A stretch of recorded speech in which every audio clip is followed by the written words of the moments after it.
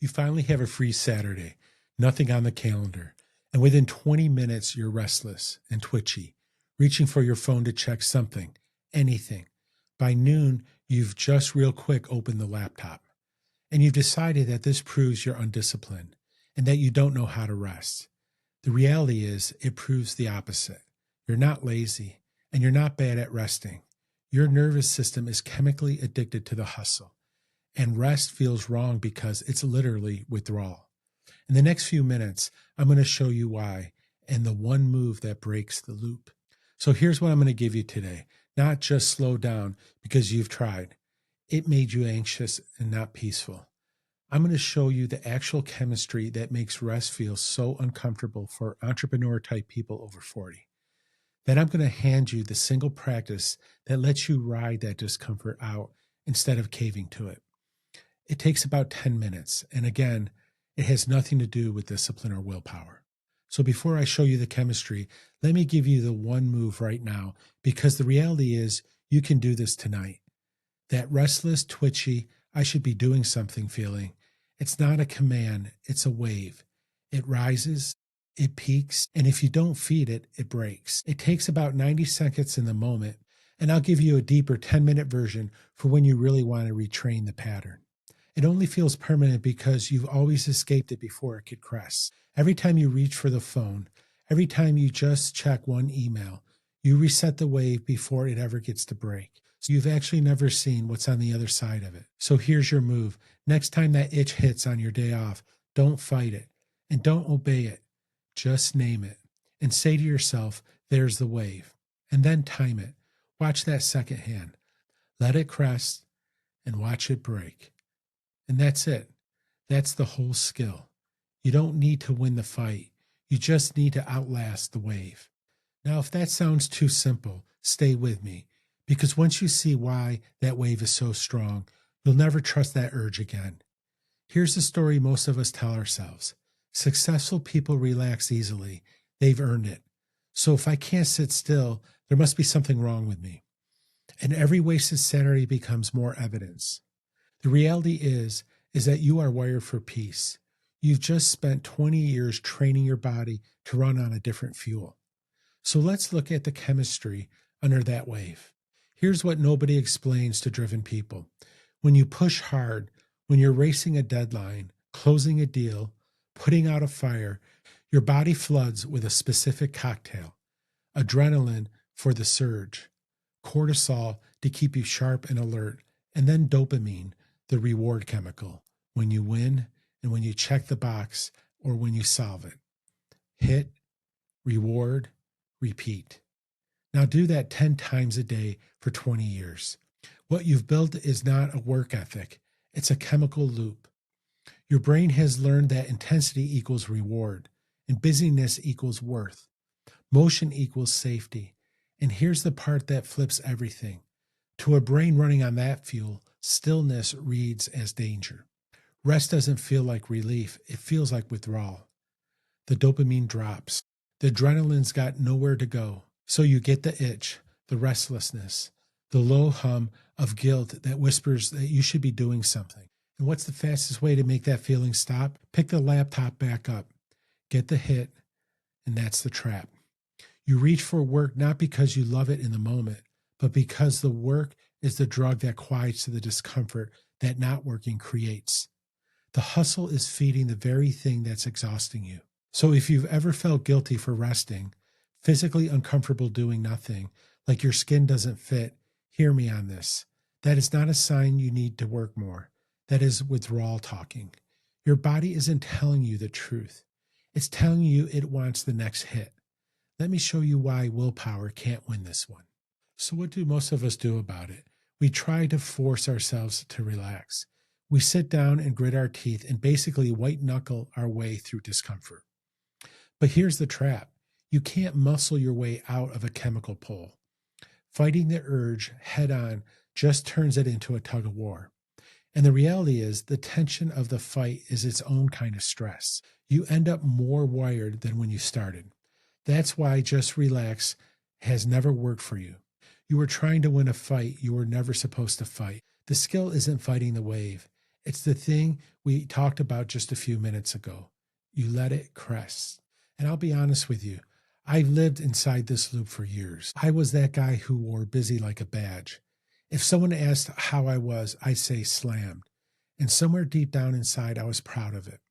Busy meant important, and busy meant that I mattered. And the first time I tried to actually take a real day off, no work, no email, nothing productive, I lasted about an hour before I felt like I was going to crawl out of my skin. I genuinely thought, see, I'm just not a good relaxer. This isn't me. So I went back to work and I felt relief. And I called that relief proof that working was the right call. The reality is that I had it exactly backwards. The relief wasn't peace. It was a hit. I wasn't the person who couldn't rest. I was the person in withdrawal who kept feeding the addiction and calling it a personality. The day that changed for me is the day I stopped trying to win against the restlessness and started learning to outlast it. That's what I want to give you now. And look, if you've been watching this far, I think this one's landing a little too close to home. So I want to invite you to something. I built a free 7-day rhythm called Calm in 7. It's one small reset a day. There's no app, no hour-long sit-down, nothing to add on an already packed life. It's designed to gently retrain your nervous system to tolerate rest again, one day at a time. The link's in the description below if you want it. There's no pressure, but it's the most natural next step after this video.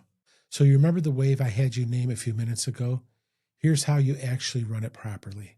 It comes from addiction science, and it's called urge surfing. And once you understand it, you'll use it for the rest of your life. You already know the core idea that restless, I should be doing something feeling is a wave. And it crests in about 90 seconds to a few minutes if you don't feed it. It only feels permanent because you've always bailed out before it could break. So here's the full move in 3 steps. 1, you notice it and name it.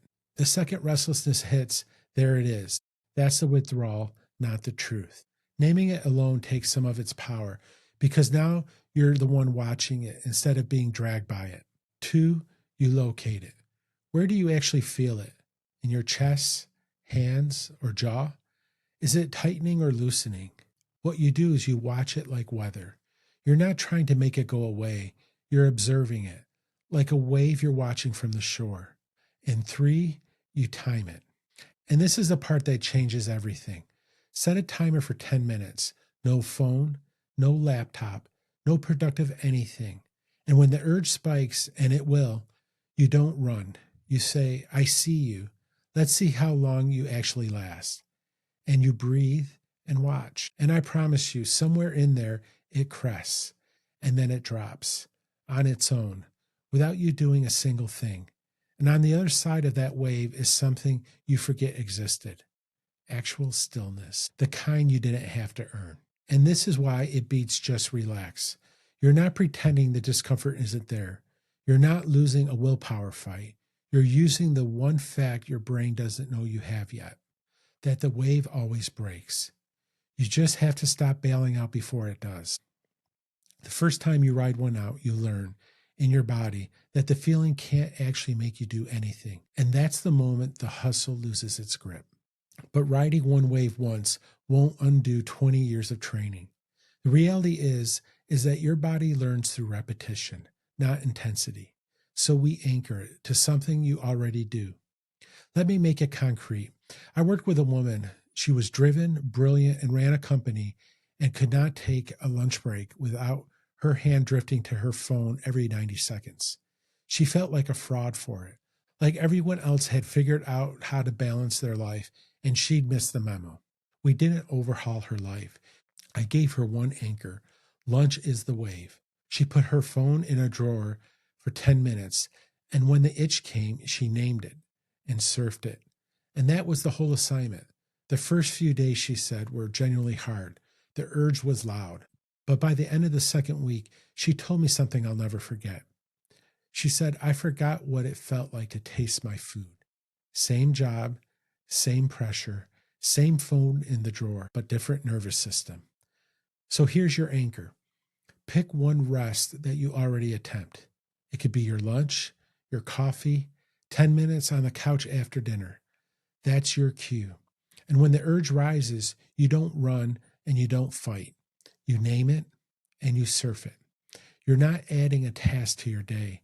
You're reclaiming a moment that's already yours and teaching your body one wave at a time that rest is safe. So let's bring it home. You're not lazy and you're not undisciplined or don't have willpower. You're not just not a relaxer. The reality is your nervous system got addicted to the chemistry of the hustle.